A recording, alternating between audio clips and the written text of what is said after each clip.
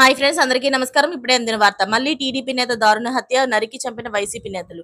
అసలు ఒకళ్ళు ఎందుకు ఇలా చంపుకుంటున్నారో అస్సలు అర్థం కావట్లేదు. అసలు ఏం జరిగిందన్న పూర్తి విషయాలు తెలుసుకునే ముందు వీడియోనైతే పూర్తిగా చూడండి. అప్పుడే మీకు పూర్తిగా అర్థమవుతుంది. అదే విధంగా చాలా మంది సబ్స్క్రైబ్ చేసుకోకుండా వీడియోని చూస్తున్నారు.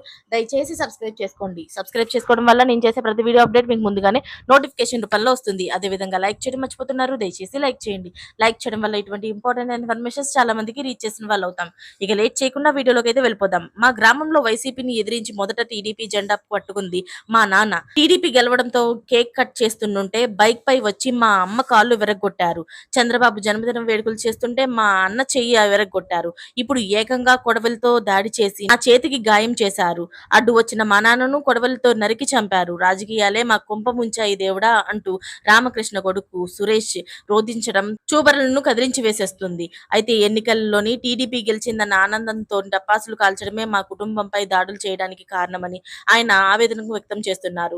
వెంకటరమణ కొడవలి దాడిలో తీవ్రంగా గాయపడిన రామకృష్ణను ఆయన కుమారుడు సురేష్ ను వెంటనే మదనపల్లి జిల్లా ప్రభుత్వ ఆసుపత్రికి తరలించారు. అక్కడ డాక్టర్లు సురేష్ కుమార్ కు చికిత్స చేశారు.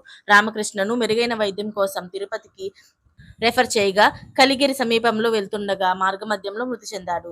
శవ పంచనామా కోసం మదనపల్లి ఆసుపత్రికి రామకృష్ణ మృతదేహాన్ని తరలించి మార్చిరీలో ఉంచారు. ఈ విషయం తెలుసుకున్న గ్రామస్తులు, బంధువులు, స్నేహితులు వందలాది మంది ఆసుపత్రి వద్దకు చేరుకున్నారు. మదనపల్లి జిల్లా ఆసుపత్రిలోని రామకృష్ణ మృతదేహాన్ని తెలుగు యువత రాష్ట్ర అధ్యక్షుడు శ్రీరామ్ చిన్నబాబు దొరస్వామి నాయుడు సందర్శించారు. మృతుడు రామకృష్ణ భార్య ఉమాదేవిని కుమారులు సురేష్ కుమార్, శివలను పరామర్శించారు. హోంమంత్రితో బాధిత కుటుంబాలను ఫోన్ మాట్లాడించారు.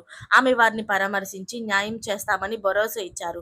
ఈ సందర్భంగా మృతుడి భార్య ఉమాదేవి, కుమారుడు సురేష్ మాట్లాడుతూ రాజకీయాలే తమ కొంపను ముంచాయని అంటున్నారు. అయితే ఈ విషయం పైన ఎలాంటి న్యాయం చేస్తారో చూడాలి. మరిన్ని లేటెస్ట్ అప్డేట్స్ కోసం ఛానల్ ని సబ్స్క్రైబ్ చేసుకోండి. Thanks for watching friends.